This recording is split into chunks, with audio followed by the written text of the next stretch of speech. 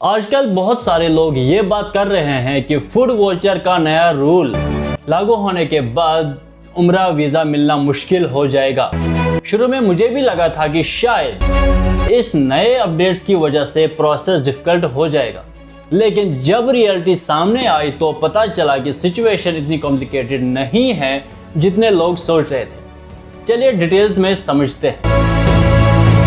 Food voucher rules से पहले उम्रा वीज़ा के लिए हज मिनिस्ट्री की तरफ से होटल बुकिंग का BNR बुकिंग रेफरेंस नंबर एक इम्पोर्टेंट रिक्वायरमेंट थी।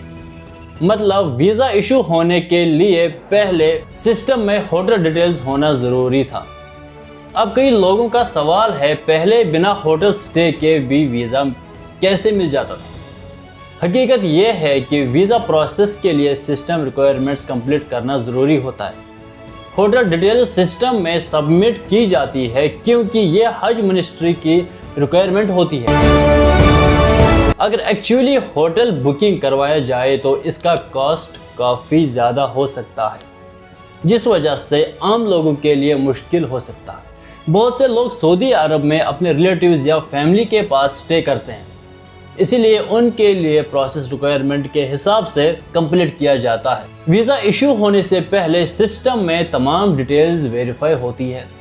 अब इसी तरह फूड वोचर रिक्वायरमेंट्स भी एक प्रोसेस का हिस्सा है। इसका मकसद ये है कि उम्रा पिलग्रिम्स के लिए रिक्वायर्ड अरेंजमेंट्स अवेलेबल हो, इसलिए लोगों को अननेसेसरी टेंशन लेने की ज़रूरत नहीं है। उम्रा वीज़ा का प्रोसेस नॉर्मल चल रहा है। मैं ये अपडेट पहले शेयर करना चाहता था, लेकिन वर्कलोड ज़्यादा होने की वजह से ये वीडियो बनाने का टाइम नहीं मिल पाया। अब सब मुझे इंस्टाग्राम पर फॉलो कर सकते हैं क्योंकि वहाँ भी मैं time to time important update share करता रहता हूँ। अल्हम्दुलिल्लाह पिछले कुछ दिनों से उम्रा वीज़ा के लिए रिस्पॉन्स बहुत अच्छा आ रहा है। कस्टमर्स और एजेंट्स दोनों तरफ से बुकिंग काफ़ी इंक्रीज हुई है। अब सबका ट्रस्ट, सपोर्ट और दुआओं के लिए बहुत शुक्रिया। अगर किसी को उम्रा वीज़ा की ज़रूरत है तो बिल्कुल परेशान होने की ज़रूरत नहीं है। वीज़ा प्रोसेस के लिए बेसिक डॉक्यूमेंट्स जैसे पासपोर्ट और फ़ोटो रिक्वायर्ड होता है। अगर सऊदी अरब में कोई फैमिली मेम्बर या रिलेटिव है तो उनका इकामा, कॉन्टैक्ट नंबर और अगर अवेलेबल हो तो नेशनल एड्रेस प्रोवाइड किया जा सकता है। अगर सऊदी में कोई कॉन्टैक्ट नहीं भी है तो भी प्रोसेस पॉसिबल है, लेकिन हम हमेशा ये इंश्योर करते हैं कि एप्लीकेंट जेन्युइन उम्रा पर्पस के लिए ट्रैवल कर रहा है। कुछ लोग उम्रा वीज़ा का मिसयूज़ करते हैं और वहाँ इलीगल एक्टिविटीज़ या अनऑथराइज्ड वर्क में इन्वॉल्व हो जाते हैं। ऐसे काम से हमेशा बचना चाहिए क्योंकि इसका नुकसान खुद एप्लीकेंट को उठाना पड़ता है।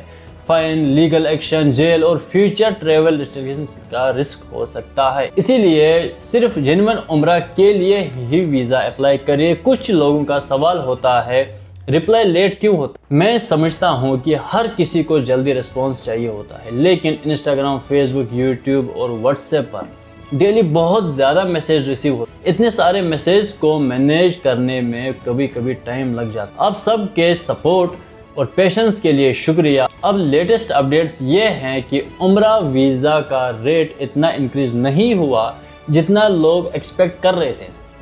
प्रोसेस अभी भी नॉर्मल है और पहले के मुताबिक में काफ़ी अफोर्डेबल है। अगर किसी को उम्रा वीज़ा चाहिए है तो मुझसे कांटेक्ट कर सकता है। हम सेम डे प्रोसेस प्रोवाइड करने की कोशिश कर रहे हैं। अगर पासपोर्ट जल्दी सबमिट किया जाता है तो प्रोसेस भी जल्दी कंप्लीट हो सकती है। अर्जेंट रिक्वायरमेंट के लिए पहले इन्फॉर्म कर सकते हैं ताकि प्रायोरिटी के हिसाब से प्रोसेस किया जा सके। चाहे आप कस्टमर हो या एजेंट, अगर फैमिली को सऊदी बुलाना है या उम्रा के लिए वीज़ा चाहिए तो कांटेक्ट कर सकते हैं। मिलता हूँ अगले वीडियो में, तब तक के लिए अल्लाह हाफ़िज़।